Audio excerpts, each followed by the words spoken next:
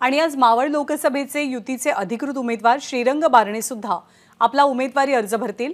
यावेळी मुख्यमंत्री एकनाथ शिंदेंची उपस्थिती असेल। सकाळी 10 वाजता म्हणजे अगदी थोड्याच वेळात श्रीरंग बारणेंची रॅली सुरू होणार आहे। तसंच आज 11 वाजता पीएमआरडीए कार्यालयामध्ये श्रीरंग बारणे आपला अर्ज दाखल करतील। अर्ज दाखल करण्यापूर्वी श्रीरंग बारणे यांच्याशी संवाद साधले आमचे प्रतिनिधी नाझिम मुल्ला यांनी। मुख्यमंत्री एकनाथ शिंदे गटाचे श्रीरंग बारणे आज तिसऱ्यांदा या ठिकाणी उमेदवारी अर्ज दाखल करतायत। मावळसाठी ते पुन्हा एकदा नशीब आजमावत आहेत। आपण आज कसं शक्ती प्रदर्शन असणार आहे, कोणकोणते प्रमुख नेते आहेत जे तुमचा अर्ज भरायला येत आहेत?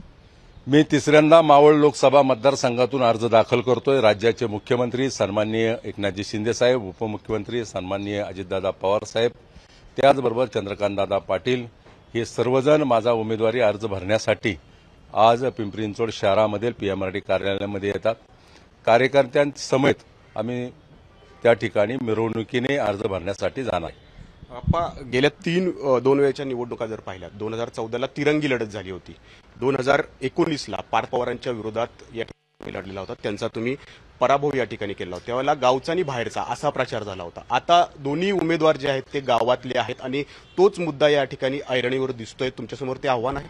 आपल्याला मी तुम्हाला सांगतो, मावळ लोकसभा मतदारसंघ जवळपास 25 लाख मतदारसंघाचा आहे। याच्यामध्ये मोठी 2 शहरं येतात, पिंपरी चिंचवड शहर आणि पनवेल शहर।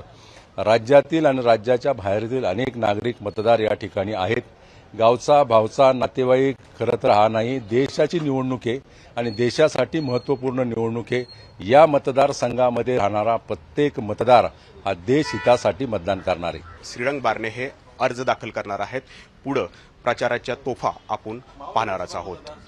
कॅमेरामन विजयरावसह नाझिम मुल्ला, एबीपी माझा, पिंपरी चिंचवड। एबीपी माझा, उघडा डोळे बघा नीट।